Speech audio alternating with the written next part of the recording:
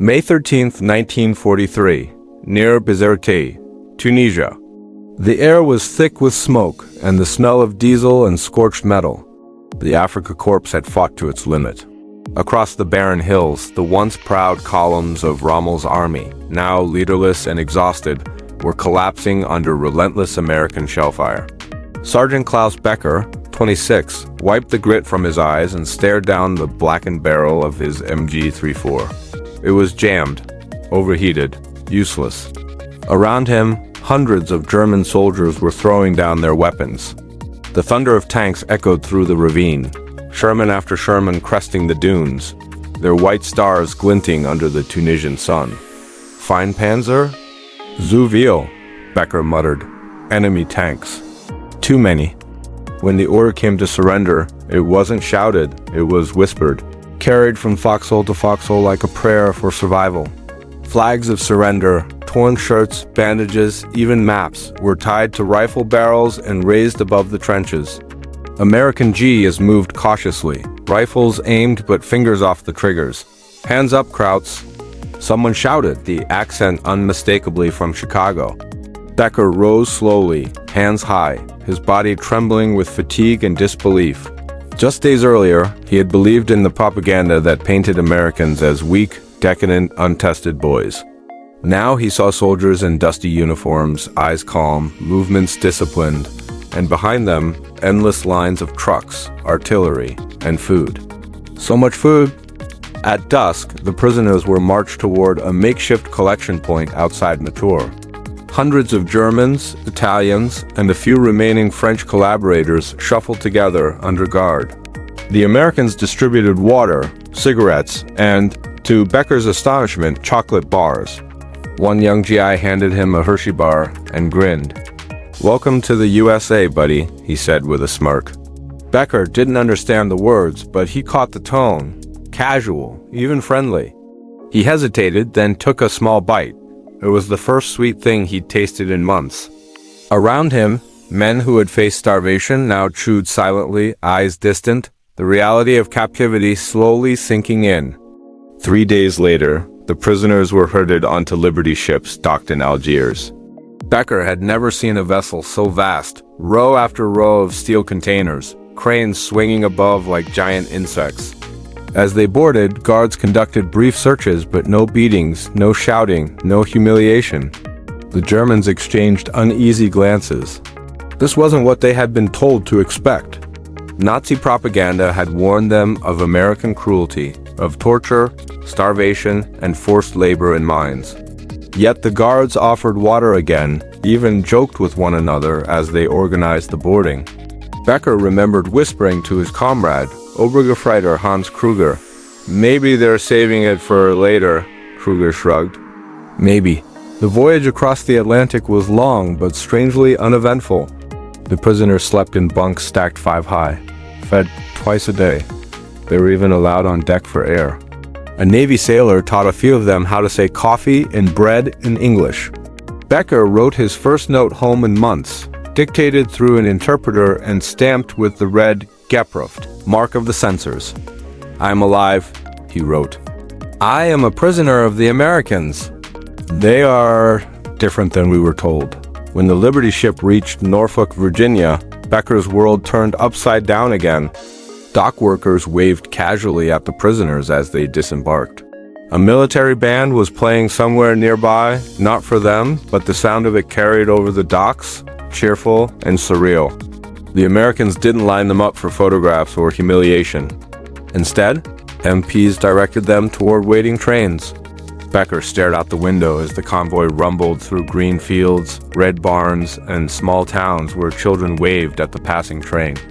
One American guard, a tall man from Kansas, said in broken German, "Texas, yeah? You go Texas. Big place. Sun. No war there." For the first time since the desert, Becker smiled. June 2nd, 1943, Camp Hearn, Texas. The train screeched to a halt under the wide, unforgiving Texas sky. Heat shimmered above the rails, bending the horizon into liquid gold. Klaus Becker squinted from behind the barred window, watching a group of American MPs unbolt the doors. The air that hit him was heavy, filled with the scent of dry grass and dust. He had imagined America as a wasteland of skyscrapers and steel. The propaganda films back in Hamburg had shown a society of machines and moral decay. But what stretched before him now was land, endless open land. Raus, schnell. An MP called, then paused and grinned at his own poor German. That means get out, boys. The prisoners filed down in silence, boots crunching on gravel. Rows of white wooden barracks lined the edge of the camp, surrounded by high wire fences and guard towers topped with Browning machine guns. Yet what caught Becker's eye wasn't the defenses. It was the American flag flapping lazily above the gate. He had been told that flag symbolized decadence, arrogance, corruption. But here, it seemed more like order, purpose. Inside the camp, the prisoners were processed with brisk efficiency. Each man was photographed, issued khaki overalls stenciled with PW, and examined by a medic. Becker had expected rough treatment. Instead, the doctor, a woman in uniform to his astonishment, inspected his hands and nodded. No injuries. Good, she said before moving on. Becker turned to Kruger, eyes wide. A woman? An officer? Kruger smirked. Perhaps they really are different. Lunch was served in a mess hall larger than most German barracks. Metal trays clattered as American cooks ladled out potatoes, green beans, and slices of roast beef.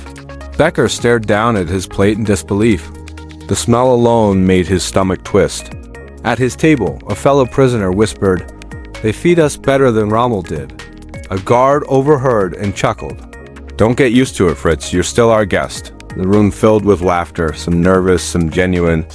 That night, Becker lay on a bunk under a clean blanket, staring at the wooden ceiling. Outside, cicadas buzzed in the warm air. A faraway radio played swing music, faint but unmistakable, Benny Goodman. It was the first time Becker had heard music not accompanied by drums and marching feet. He felt a pang of confusion. The war had defined everything he knew about the world. Yet here, inside the wire, the enemy treated him as a human being. Days turned into weeks. The prisoners were put to work building fences, repairing roads, and harvesting crops for local farmers. For every day of labor, they earned script tokens, canteen money, the guards called it, redeemable at the camp store. The first time Becker entered the canteen, he froze. Shelves lined with soap, tobacco, stationery, even candy bars. An American clerk smiled politely. "What'll it be, pal?" Becker pointed at the cold box behind him. Inside, glass bottles gleamed with condensation, Coca-Cola. He had seen it only in films. The clerk handed him one, the bottle hissing as it opened. Becker took a sip, startled by the sharp sweetness. It was unlike anything he had ever tasted. "Was this Das?" he murmured. The clerk grinned. Freedom in a bottle. One evening, the loudspeaker in the yard crackled to life. "Attention! Tonight at 1900 hours, film screening in the rec hall. Everyone welcome. A movie?" Becker followed the crowd of curious prisoners into the hall. The lights dimmed, and the projector flickered to life, painting black and white images on the canvas. Casablanca. The men fell silent as Humphrey Bogart and Ingrid Bergman appeared on screen. The dialogue, subtitled in German, drew quiet laughter, then applause. For 90 minutes, war vanished. When the lights came up, Kruger whispered, "They show movies to prisoners? Are they mad?" Becker shook his head. "No, they're winning." Outside, under the Texas stars, Becker looked up through the barbed wire and felt something he hadn't felt in years, calm. In that moment, the idea that the Reich was unstoppable began to crumble. Not from bombs or bullets, but from ice cream, laughter, and the bewildering generosity of his captors. July 1943, Camp Hearn, Texas. The morning began, as always, with the whistle at dawn. The air was already warm, the smell of dust and coffee drifting across the compound. Becker rolled out of his bunk, the wood creaking beneath him, and pulled on his faded khaki shirt marked PW. Outside, a formation of prisoners was already lining up under the watchful eyes of the guards perched in the towers.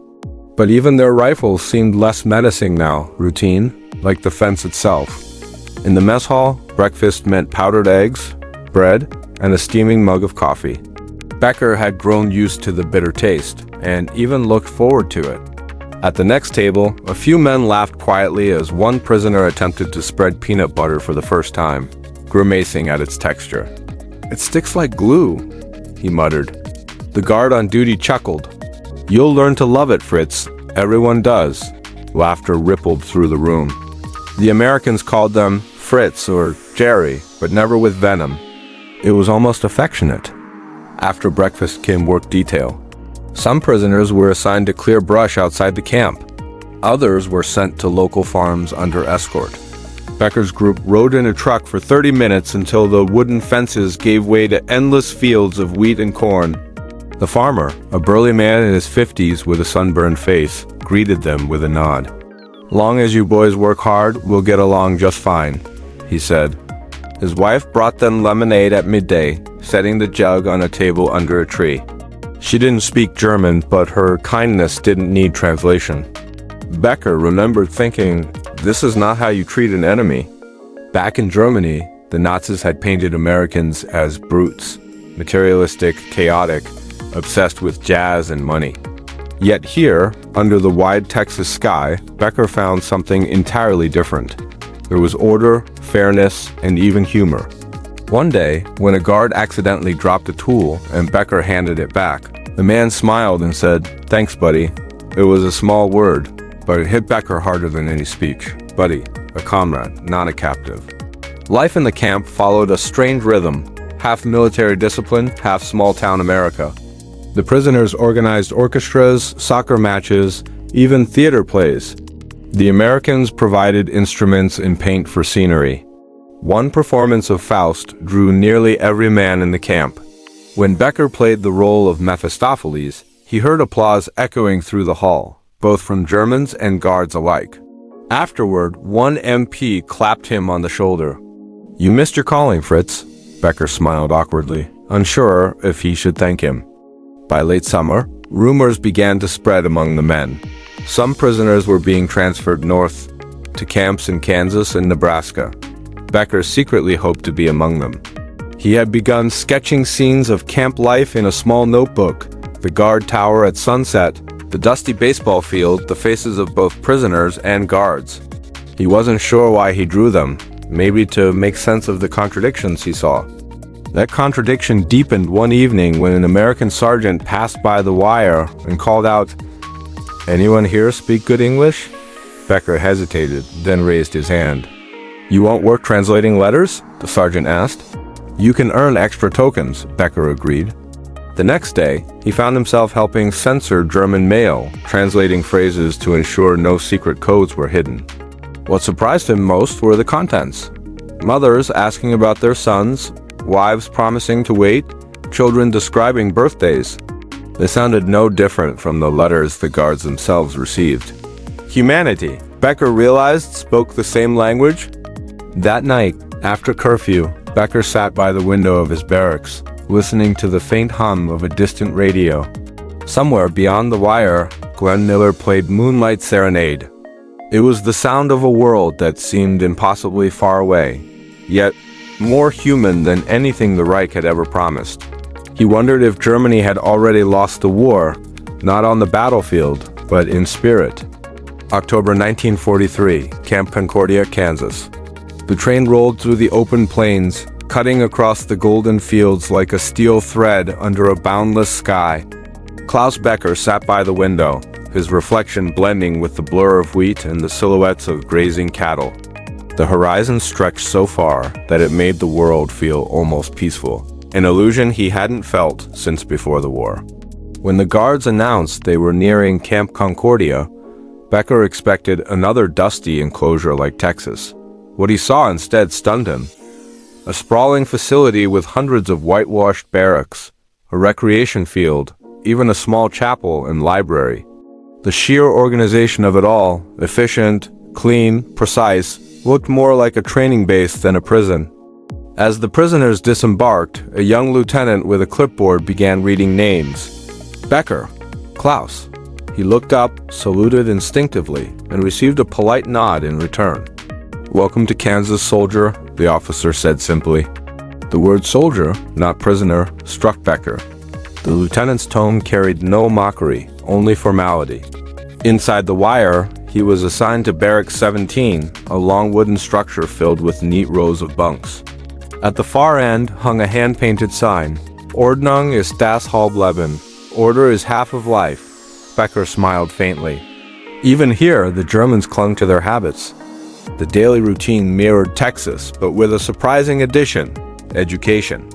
The camp commandant, Colonel Lundquist, believed that an idle mind is a dangerous thing, and under the Geneva Convention, POWs were allowed to study. Within weeks, Camp Concordia had its own newspaper, debate club, and makeshift university. Lectures were given on history, mathematics, and even democracy, though the word made some men shift uneasily. Becker attended one out of curiosity. The American lecturer, a local professor volunteering on weekends, spoke through a translator about the Constitution and freedom of speech. "Here," he said, tapping his notes. "You can disagree with your leaders and live to tell about it."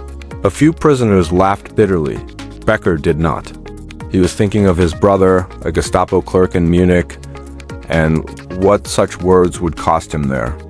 On Sundays, the camp buzzed with activity. The canteen sold ice cream, real ice cream, cold and smooth, served in paper cups. The first time Becker tasted it, he closed his eyes. The sweetness reminded him of home, of childhood, of something Germany had long forgotten. The Americans treated it as nothing, just another dessert. But to Becker, it was proof of abundance, of a world that didn't need to ration joy. As autumn deepened, Camp Concordia became a world unto itself. The prisoners built furniture, painted murals, even formed orchestras. The guards encouraged it, believing it kept the men calm. It worked. Becker joined an art class and began painting the Kansas fields from memory, the horizon burning with the amber glow of sunset. "You make America look too beautiful," Kruger teased him one afternoon. "Careful, or they'll recruit you." Becker only smiled. Maybe they already have, but not all prisoners adapted so easily. Some officers still loyal to the Reich resented the Americans' leniency, seeing it as a trick, a soft poison meant to corrupt their loyalty.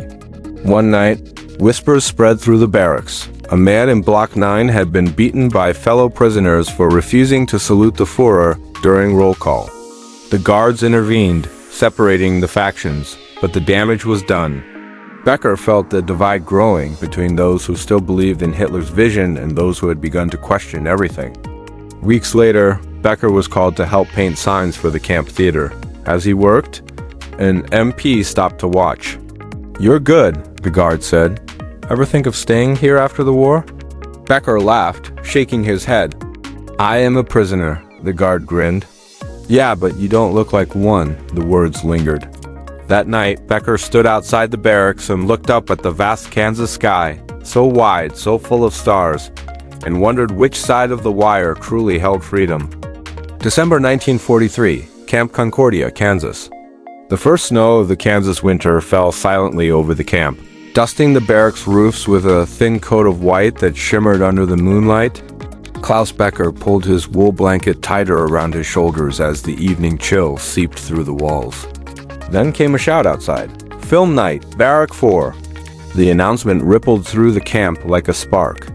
Within minutes, hundreds of German prisoners poured into the recreation hall, stamping snow from their boots, faces glowing with anticipation. The Americans had announced they would be showing a movie, Stagecoach, a John Wayne film. To Becker and many others, it was their first time seeing an American movie.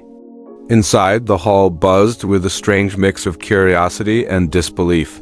The projector flickered to life, casting beams of light through the smoky air. As the film began, the audience grew silent. Cowboys, darts, gunfights, but beneath it all, something else, a rhythm of freedom. The characters argued, joked, defied authority, made choices for themselves. Becker leaned forward, studying the faces on the screen. "They act like they own the world," murmured Kruger beside him. "Maybe they do," Becker replied softly. When the lights came on, The men didn't rush to leave.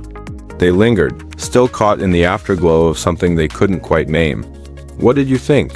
An American corporal asked through an interpreter. One of the older German officers scoffed.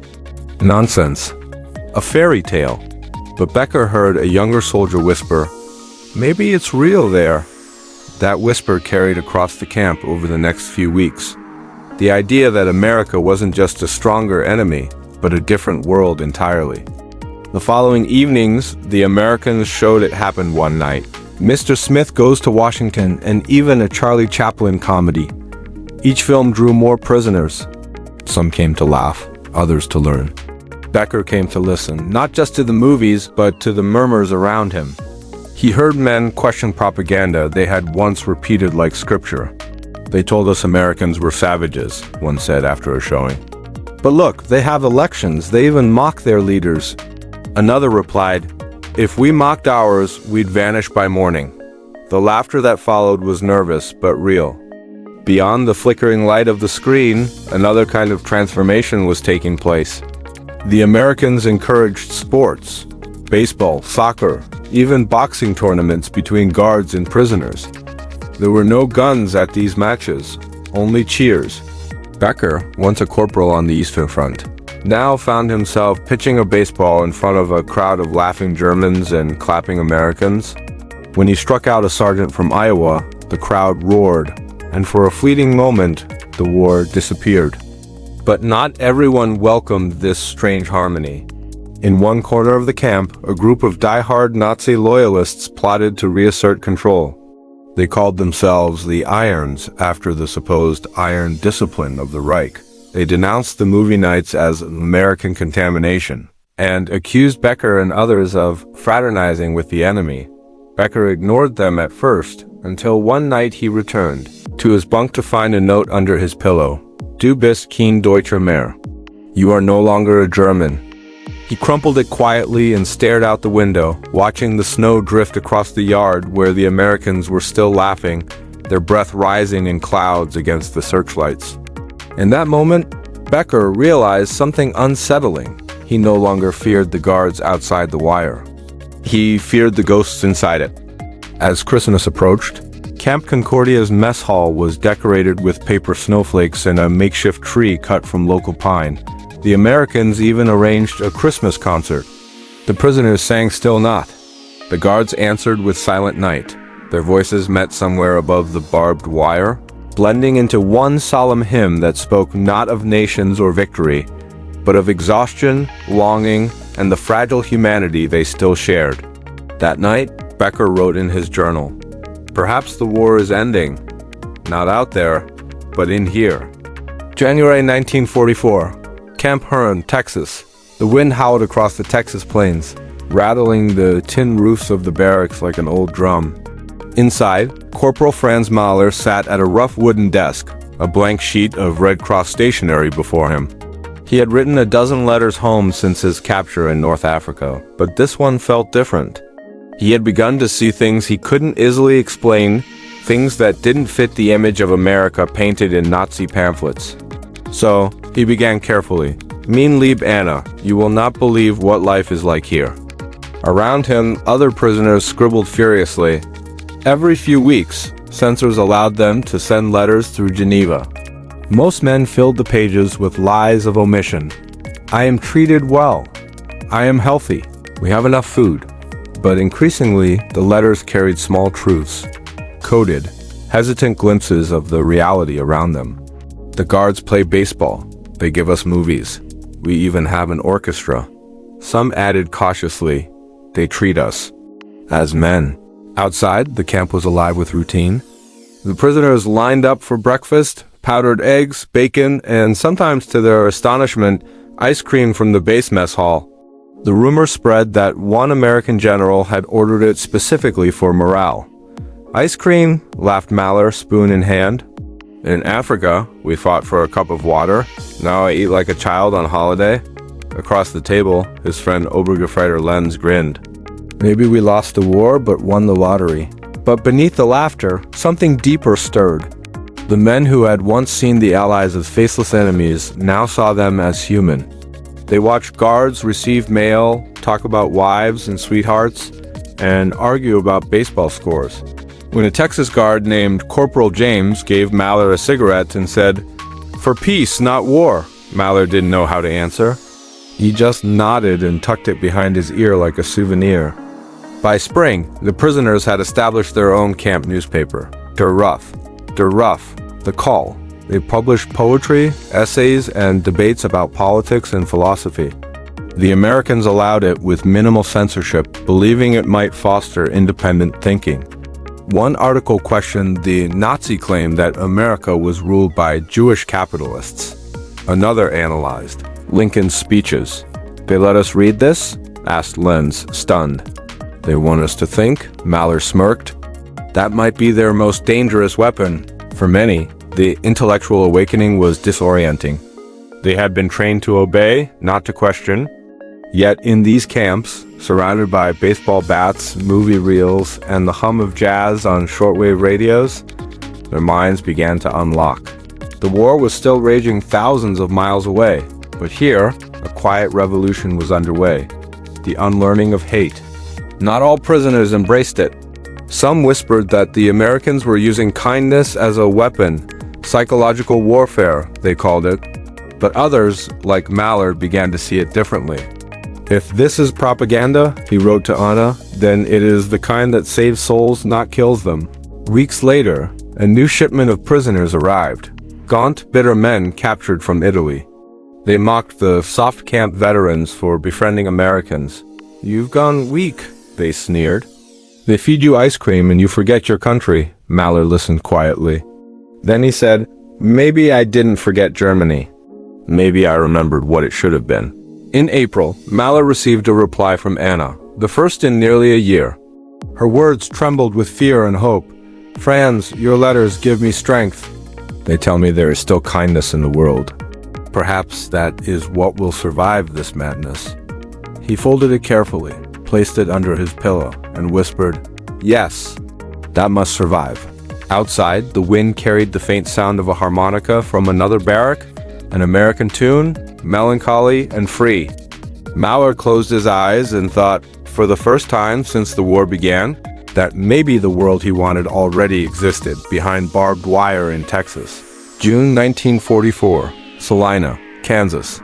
The Kansas summer came in waves of heat that shimmered above the flatlands. The POW camp outside Salina sat quiet beneath an endless blue sky, its fences humming with cicadas. Inside the compound, the daily rhythm had become almost domestic. German prisoners tended gardens, repaired boots, and built furniture for the camp library. What had once been a symbol of defeat had transformed, in its strange, isolated way, into a functioning village. At dawn, the prisoners lined up for roll call, their khaki uniforms faded by months of prairie sun. Across the yard, Sergeant Robert Ain, a soft-spoken guard from Nebraska, checked names off a clipboard. He was no brute. He had grown up farming near the same kind of fields now visible beyond the wire. As he finished, he glanced up and caught the faint scent of baking bread drifting from the camp kitchen. He chuckled. "You Krauts sure know how to make a decent loaf." One of the prisoners, Carl Brenner, grinned. "You give us flour, we give you civilization," he said in perfect English. Both men laughed, surprising even themselves. By mid-morning, the camp workshops were alive with sound, hammers striking, saws whining, voices singing faint German folk songs. The Americans had discovered that the POWs, many of them craftsmen and engineers, could repair farm tools or carve beautiful wooden toys. Local farmers began requesting help, and soon, supervised work crews were sent beyond the wire. It was a cautious arrangement, a former enemy laboring alongside an American, but necessity softened the old boundaries. Out in the wheat fields, sweat dripped from Brenner's brow as he swung his scythe in rhythm with Anon. The sun burned high and golden. A break was called, and the farmer's wife, Mrs. Thompson, brought out a pitcher of lemonade. The men sat under an oak tree, dust swirling around their boots. "Never thought I'd share a drink with a Nazi," Unn said with a grin. Brenner replied, "Never thought I'd drink lemonade with a free man." The two clinked tin cups. For a moment there was no war. At night, the camp transformed again. The canteen buzzed with talk and laughter as prisoners lined up for their weekly ration of cigarettes and coffee. On Saturdays, the projector flickered to life, casting black and white shadows across the mess hall walls. American films, Casablanca, Stagecoach, Gone with the Wind. Many POWs didn't understand all the words, but they were transfixed. They watched stories of love, courage, and flawed heroes far removed from the slogans that once filled their ears. They even show films where Americans make mistakes, Brenner whispered to his friend. In our country, they'd burn the reel for that. The following Sunday, the camp chaplain, a Methodist minister from Topeka, held an open service. To everyone's surprise, several German prisoners attended. He spoke not of victory or vengeance, but of forgiveness, of shared humanity beneath the weight of war. Afterward, one prisoner approached him and asked quietly, "Do you pray for us too?" The chaplain smiled. "Every night," he said. Word of the camp's strange harmony began spreading beyond the wire. Local children pressed their faces against the fence to watch the Germans play soccer. Farmers wrote letters praising their work ethic. Even some U.S. officers expressed discomfort. "We're treating them too well," one colonel muttered. But Major Harold Denton, the camp commander, disagreed. "Discipline isn't cruelty," he said. "You show a man decency and you'll get decency back. We're fighting a war of ideas, not just bullets." By August, that philosophy began to take root. Some prisoners even began English lessons taught by American volunteers. Brenner took to it quickly. "Maybe one day," he said, "I'll need to speak this language again." His friend frowned. "In Germany?" "No," Brenner said. "In peace." When letters arrived from home, they carried grim news, bombings, rationing, missing family members. Yet, here in Kansas, there was order, food, laughter. The men began to feel guilty. "We live better as prisoners than our families do as citizens," one wrote. But that guilt carried a strange kind of hope, proof that there was a different way to live. As autumn descended, the wheat turned amber again, and the days grew shorter. From his guard tower, An often watched the Germans walking to their barracks, their voices low, their steps easy. He wondered what they'd take home when this was over, what stories they'd tell. Inside one of the huts, Brenner folded his hands on his bunk and whispered to himself, "If this is the enemy, maybe the world isn't as broken as they said." The wind outside rustled through the barbed wire like a sigh of something long overdue, the slow, uncertain sound of understanding. October 1944, Camp Hearn, Texas. The first chill of autumn had crept into the Texas air, carrying with it the scent of pine and the faint sound of distant train whistles. Camp Hearn stood quietly under the amber light of dusk, its rows of wooden barracks casting long shadows over the dusty parade ground. Inside one of them, Sergeant Carl Brenner sat at a small table beneath a flickering bulb, reading a letter that had taken 3 months to reach him. The paper was soft and thin, the ink smudged by time and tears. His wife wrote from Dresden. The city was dark now, she said. Bombings had become so constant that even the church bells no longer rang. His youngest daughter asked if America had trees like the ones behind their house. Brenner read the letter again, slower this time, tracing each word with a trembling finger. Across the room, a few other prisoners quietly opened their own envelopes. Some smiled faintly, others folded the paper and stared at the floor. Letters were both a gift and a wound, a reminder of the world they had left behind and the one that might no longer exist. The camp mail clerk, Private Alan Price, moved between tables, handing out the last of the day's post. "Brenner," he said softly, "your wife writes beautiful English." Brenner looked up, eyes distant. "She learned from an American missionary," he said. "She used to tell me there's kindness in every language." Price hesitated, then pulled up a chair. "She's right," he replied. For a moment, neither man spoke. The silence was broken only by the scratching of pens as other prisoners began writing their replies, letters that might never reach home. Outside, the sound of laughter drifted from the camp yard. A group of prisoners were finishing a soccer match under the watch of a few relaxed guards. The shouts of "Tor! Tor!" echoed across the fence, followed by cheers and applause. In that moment, the war seemed to pause, if only for the length of a game. American guards even joined in occasionally, kicking the ball back when it rolled too far. Some nights, they shared cigarettes afterward, talking about baseball or girls back home, careful not to speak of the front lines, as if by mutual agreement. But letters like Brenner's carried the war back into the camp. Reports of bombed cities, lost brothers, and missing children began to wear on the men.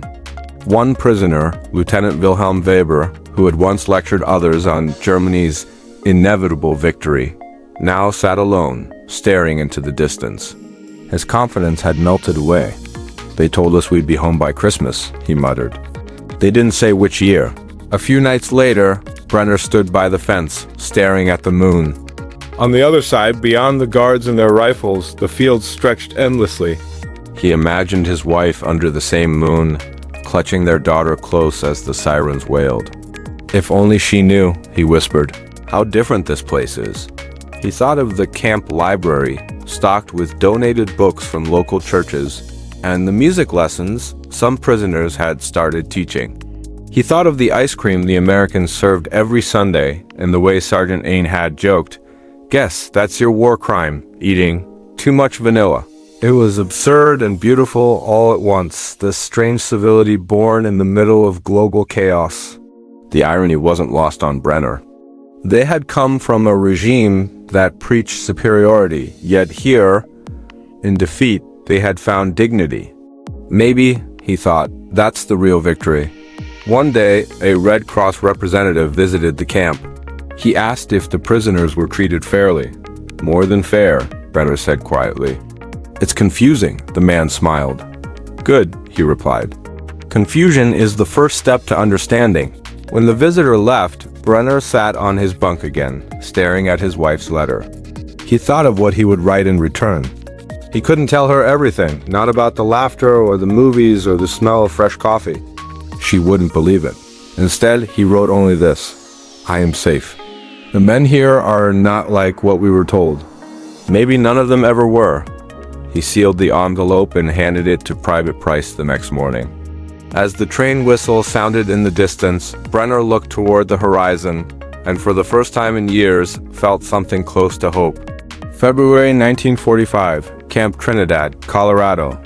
Snow blanketed the Sangre de Cristo Mountains in the distance, their jagged silhouettes rising behind the sprawling grid of barbed wire and wooden guard towers. Inside the camp, the air was crisp and still, interrupted only by the rhythmic sound of hammers striking wood. German prisoners, wrapped in surplus U.S. Army coats, were constructing furniture for nearby schools and churches, part of the work program that allowed them to earn a few cents a day. The irony wasn't lost on them. Men who once carried rifles now built children's desks for a country they had been told to hate. Corporal Dieter Albrecht wiped the sawdust from his hands and smiled faintly. "Back home," he said to his friend Otto, "I worked in a factory making weapons. Here I make chairs," Otto grinned. "Better to build something people sit on than something they die from." Around them, laughter rippled. There was warmth in the workshop, not just from the wood stoves, but from the quiet sense of purpose. Work gave them structure, and structure kept the ghosts away. Every day followed a rhythm that felt oddly human. Breakfast at dawn, work until noon, then afternoons filled with lessons, exercise, or the latest American films shown in the makeshift theater. The guards watched alongside them, sometimes laughing at the same scenes. When the projector jammed, a chorus of groans filled the room from both sides of the fence. It wasn't peace, but it was something that looked a lot like it. For many prisoners, the idea of freedom had begun to change. It was no longer the abstract glory painted by propaganda posters, eagles, flags, and victory parades. Here, freedom meant sunlight through the window slats, a hot meal, or the sound of Glenn Miller playing on the camp radio. It meant being treated like a man, not a machine in uniform. One afternoon, Albrecht stood by the fence, watching a group of American children deliver mail to the guards. They waved shyly at the Germans on the other side. Without thinking, he waved back. A guard looked at him but said nothing. Later that evening, Albrecht sat at his bunk writing in his journal, a habit he had picked up from the camp's English classes. His handwriting was shaky but determined. "We came here as enemies," he wrote. "Now I wonder if we ever truly understood who we were fighting." By now, news of Germany's collapse had begun to seep into the camp through Red Cross bulletins. Rumors of cities reduced to ash, of Hitler hiding in a bunker, of the Eastern Front swallowed by Soviet armies. Some prisoners refused to believe it. "Lies," they muttered. American lies. Others simply stared into the distance, silent, knowing the truth needed no confirmation. That night, a storm swept through the valley. Wind howled against the barracks, rattling the tin roofs. Inside, Albrecht couldn't sleep. He lay awake listening to the creak of the building, the muffled snores of other men. His mind drifted to the faces of the American guards, ordinary men, barely older than himself. He remembered one, Sergeant Daniels, who had lent him a cigarette a few weeks earlier. "You Germans sure build things well," Daniels had said, inspecting a table the prisoners had made.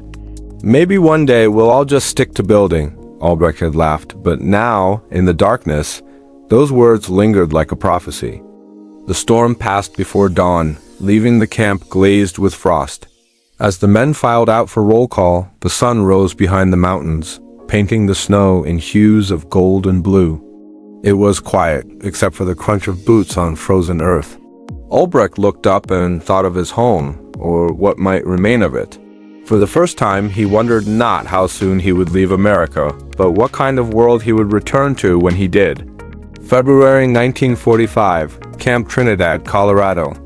Snow blanketed the Sangre de Cristo Mountains in the distance, their jagged silhouettes rising behind the sprawling grid of barbed wire and wooden guard towers. Inside the camp, the air was crisp and still, interrupted only by the rhythmic sound of hammers striking wood.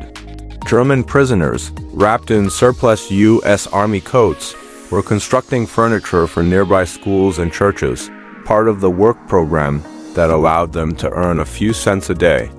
The irony wasn't lost on them. Men who once carried rifles now built children's desks for a country they had been told to hate. Corporal Dieter Albrecht wiped the sawdust from his hands and smiled faintly. "Back home," he said to his friend Otto, "I worked in a factory making weapons. Here I make chairs," Otto grinned.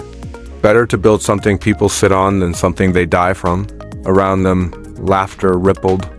There was warmth in the workshop, not just from the wood stoves, but from the quiet sense of purpose. Work gave them structure, and structure kept the ghosts away. Every day followed a rhythm that felt oddly human. Breakfast at dawn, work until noon, then afternoons filled with lessons, exercise, or the latest American films shown in the makeshift theater. The guards watched alongside them, sometimes laughing at the same scenes. When the projector jammed, a chorus of groans filled the room from both sides of the fence. It wasn't peace, but it was something that looked a lot like it. For many prisoners, the idea of freedom had begun to change. It was no longer the abstract glory painted by propaganda posters, eagles, flags, and victory parades. Here, freedom meant sunlight through the window slats, a hot meal, or the sound of Glenn Miller playing on the camp radio. It meant being treated like a man, not a machine in uniform. One afternoon, Albrecht stood by the fence, watching a group of American children deliver mail to the guards. They waved shyly at the Germans on the other side. Without thinking, he waved back. A guard looked at him but said nothing.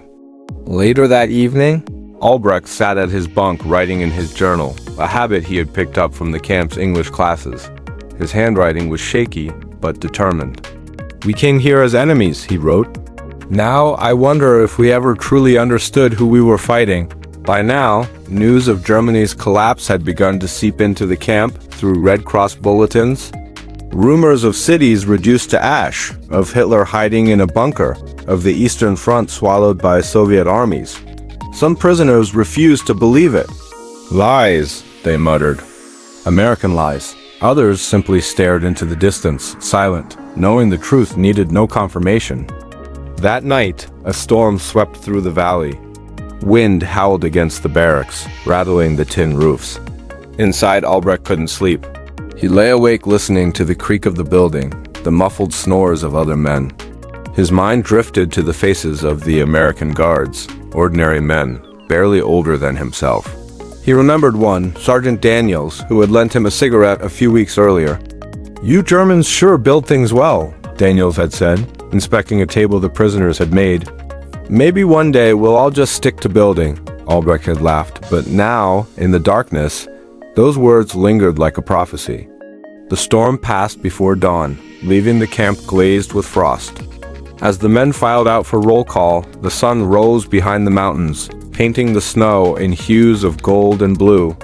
It was quiet except for the crunch of boots on frozen earth. Albrecht looked up and thought of his home, or what might remain of it. For the first time, he wondered not how soon he would leave America, but what kind of world he would return to when he did.